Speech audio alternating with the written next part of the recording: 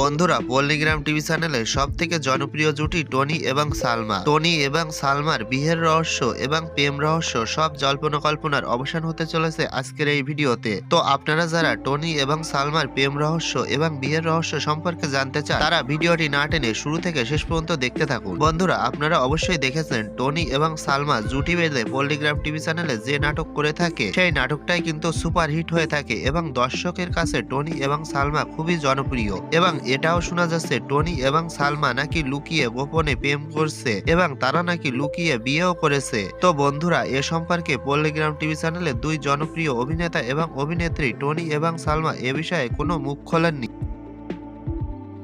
তবে শোনা যায় টনি এবং সালমা একটি রিলেশনে আছে এবং তারা যদি পরিবারের সম্মতি পায় তাহলে 2026 সালের শুরুতে বিবাহ বন্ধনে আবদ্ধ হতে চায়। তো বন্ধুরা, আপনাদের কি মতামত? টনি এবং সালমা জুটি যদি বিয়ে করে তাহলে কি আপনারা খুশি হবেন?